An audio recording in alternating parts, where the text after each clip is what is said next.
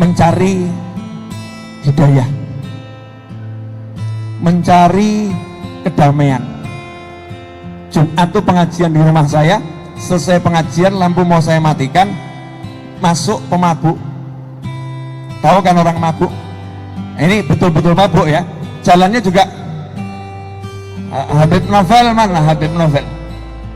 Habib Novel mana? Saya bilang saya Habib Novel ya.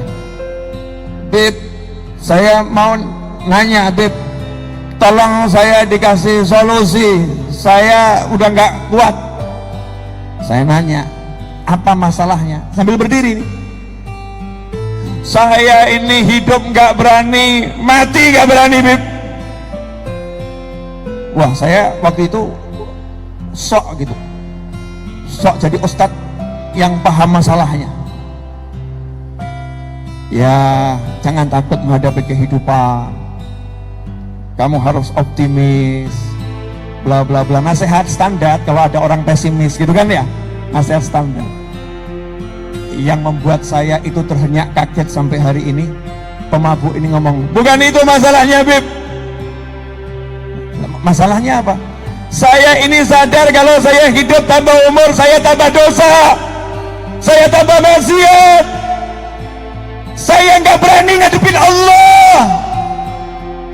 Langsung saya kaget, ya Allah, tak peluk langsung ya. Yang mabuk saya yang mabuk. Tadi yang ngaji sama saya ini ada 1000 orang pemabuk semua, kamu yang waras. Tanya jujur, kira-kira tiap hari ini kita nambah dosa enggak? Tapi rasa itu punya enggak? Rasa itu sampai membuat kita nangis, rasa itu sampai membuat kita mendatangin orang yang dipandang dalam kutip, dipandang soleh. Rasa itu yang dalam keadaan mabuk, dia paham lagi mabuk, dia cari orang yang bisa menjawab kegundahan hatinya.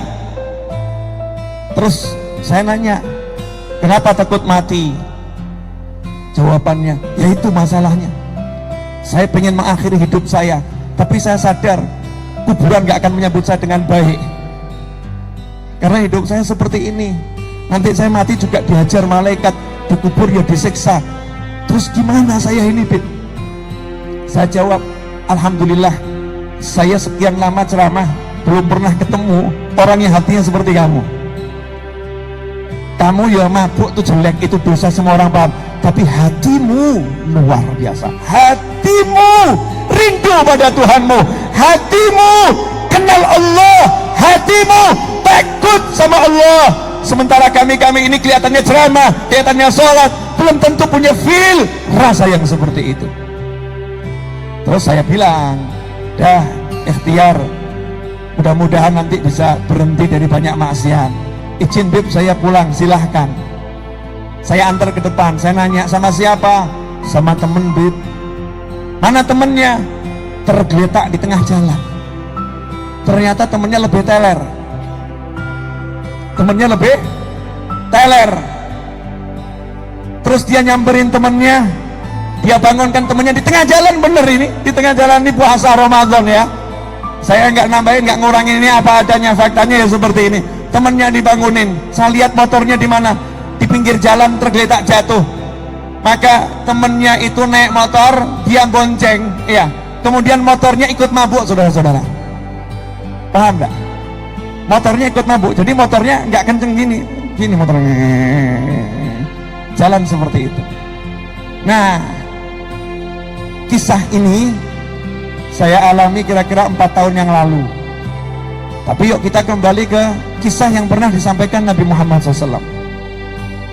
Rasulullah pernah menyampaikan kisah yang beda, tapi mirip-mirip, yang terjadi pada umat nabi-nabi terdahulu. Umat nabi-nabi terdahulu, di mana ada satu orang yang dia itu namanya pembunuh kelas berat. Dia datengin seorang ahli ibadah, hidupnya kalau syariatnya Islam sholat 5 waktu ya, syariat Nabi yang terdahulu sholatnya lebih dari 5 waktu, banyak sholatnya, sholat ibadah. Makanya dikatakan dalam tafsir, di zaman Nabi Musa dan nabi-nabi sebelumnya, seseorang itu tidak bisa mendapat titel pangkat abid ahli ibadah sebelum dia ibadah selama 70 tahun tanpa henti, pagi siang sore malam, pagi siang sore malam, baru dapat titel abid zaman dahulu.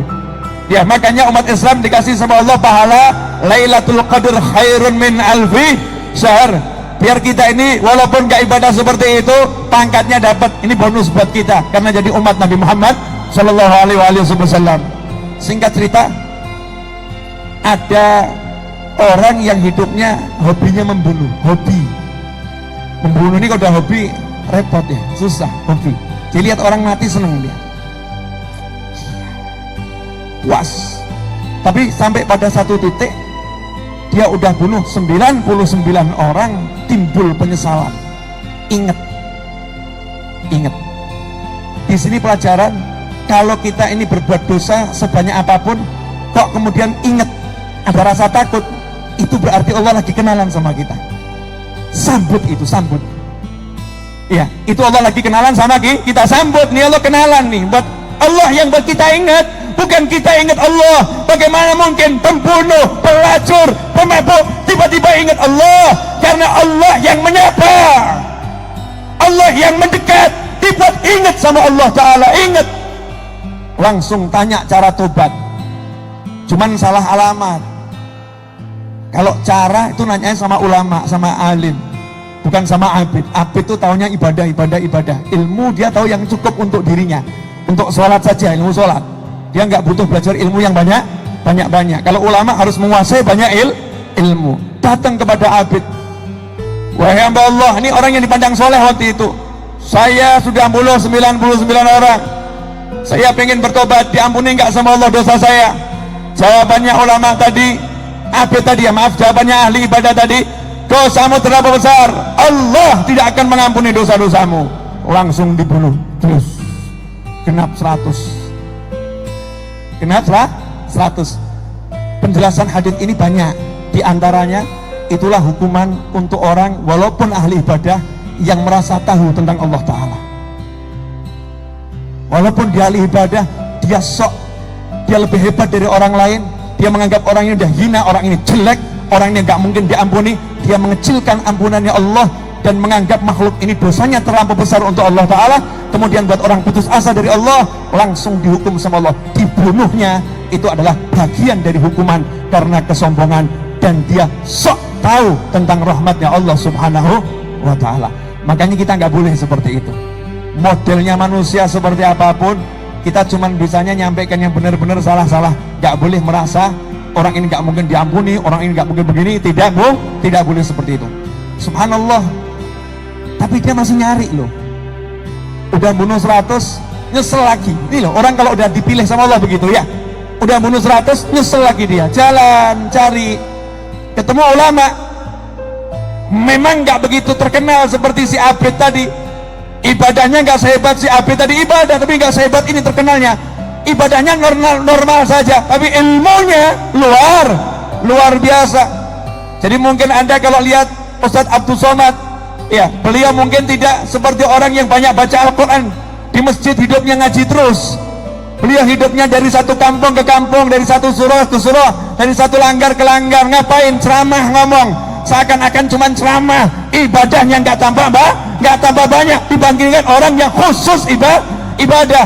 Kadang begitu orang alim, karena ibadahnya adalah nyebar ilmu.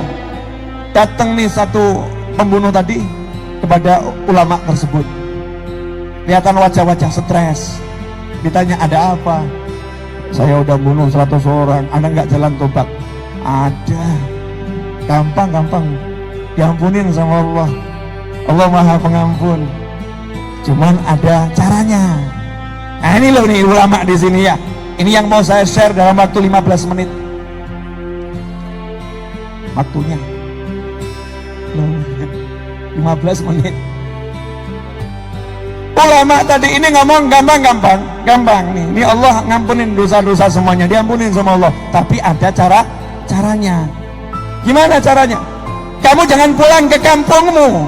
Kampungmu kampung preman, kampung pembunuh, kampung pemabuk, kampungnya orang nggak bener.